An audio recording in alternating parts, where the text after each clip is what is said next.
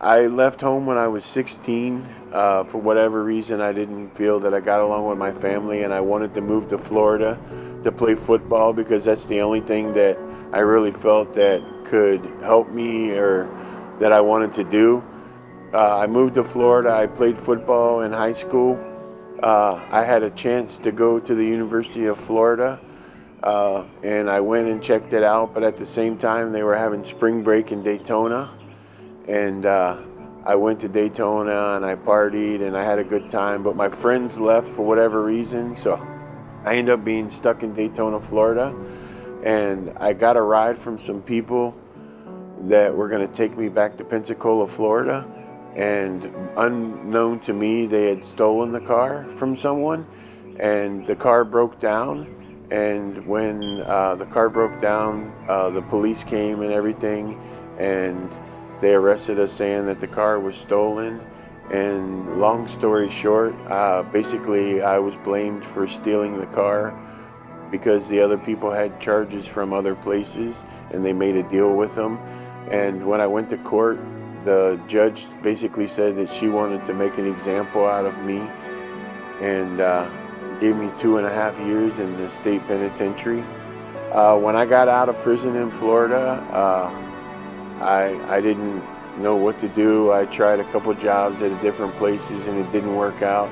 And I always wanted to be in acting. And so basically I decided that I was going to hitchhike to California. When I moved to California, I tried to get a job in acting and pursuing that, but it just never quite seemed to work out. I had different jobs doing different things. But then I ended up finding a job at the bars and strip clubs and started drinking and partying all the time and smoking weed. And I was just a really depressed person. I hated myself. I hated life. I just didn't know what to do. I was angry at everybody. I spent a lot of time by myself because I just wasn't happy with who I was. And I was just on a downward spiral. So life went on like that for a while. There was times that I came in contact with people from church and everything, but I really didn't want to have nothing to do with it. And it was about 5 years ago, I kind of hit my worst. It was actually a good point in my life at first. I was going to college at LECC for drug and alcohol counseling because I wanted to do something positive.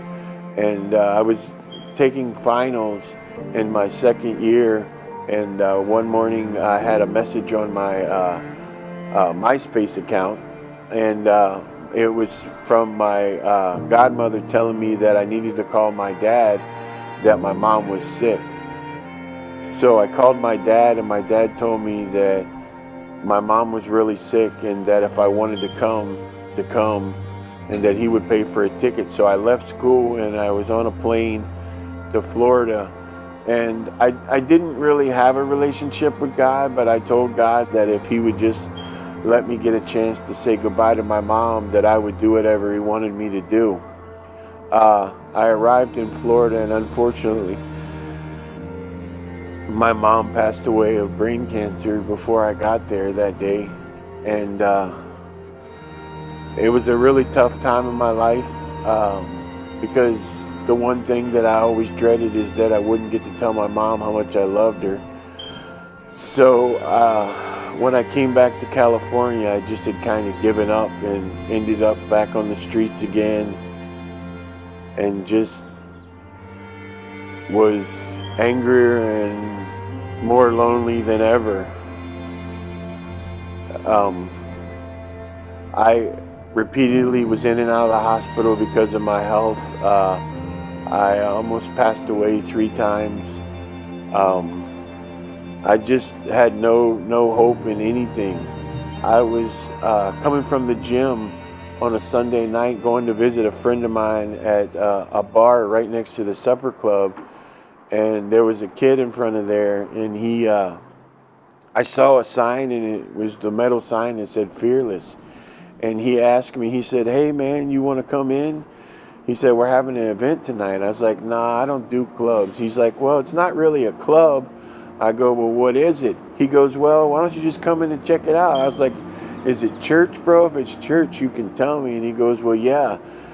So I went in and I sat there and I listened, and I've had rough experiences with church and things like that. So I really was like, this is probably going to be like every other time I've gone. But for the first time, I didn't know anybody there, but yet people came up and introduced themselves to me, and I really listened to the message that night, and I just felt a lot of love. I went home that night, and they invited me to come back on Sunday, and I went home that night, and I just kind of sat in my room, and I told God, I said, I've tried everything else. Now I honestly think that I should try you and give it 100% chance. I look back now and I realize, since I've been coming to Fearless, that I do have a life, and that I do have worth, and that God does love me, and He has a purpose for me. And it's these last few months has really changed my life, because I want to get up every day. I don't want to just lay around. I want to go out and tell people that God does care, and that if He can change me, He can help anybody change. And it's just amazing to see that, my health is getting better. I'm losing weight. The issues that I was afraid of before, I don't fear those things no more. And I'm thankful for the people that I've met and the relationships that I've been able to build. And that's something that has been very hard for me for a long part of my life. And I know I don't have to feel like this, but I feel like I belong somewhere now. You know what I mean? I feel loved, and I feel accepted for who I am. And it just makes me want to do whatever God wants me to do.